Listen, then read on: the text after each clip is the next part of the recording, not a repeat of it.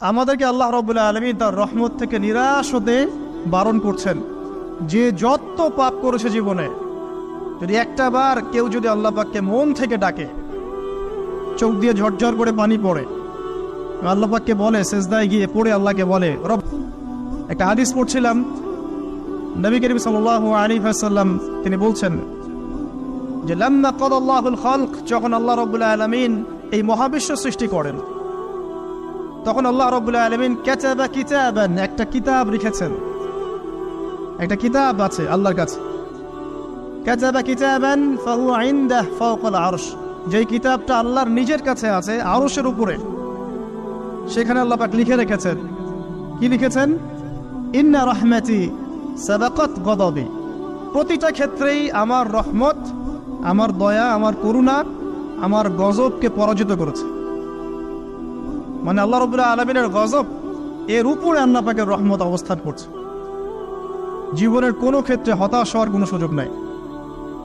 আজকে পারিবারিক ভাঙন বলেন, ব্যক্তি পর্যায়ের আত্মিক ধ্বংসই বলেন, সমাজের বিপর্যয় বলেন, যাই বলেন, পিছনে একটা বড় কারণ আছে।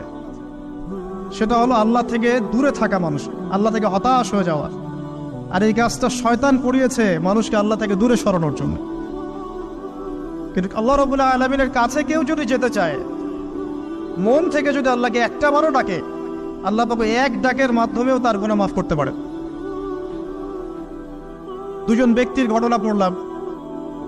একজন ব্যক্তি প্রচন্ড রকম আবেদ, প্রচুর ইবাদত করে। আপনারা জানেন ইবলিসও কিন্তু আবেদ ছিল, ইবলিস কিন্তু প্রচুর ইবাদত করেছে। এখন ওই ব্যক্তির একজন বন্ধু ছিল, এটা বানু ইসরাঈলের ঘটনা। তো সেই বন্ধু পাপী ছিল, বিভিন্ন কবিরা গুনাহ করত। আর এই আবেদ ব্যক্তি বারবার তাকে নসিহত করত, গুনাহ ছেড়ে দাও, তুমি পাপ করছো, গুনাহ ছেড়ে দাও। তখন সেই ব্যক্তি যে পাপ করছে সে বলতো যে আল্লাহ কি তোমাকে আমার রক্ষক বানিয়েছেন? আল্লাহ কি তোমাকে আমার উপর দারোগা বানিয়েছেন? আমাকে আল্লাহর হাতে ছেড়ে দাও, আমাকে নসিহত করতে শোনা।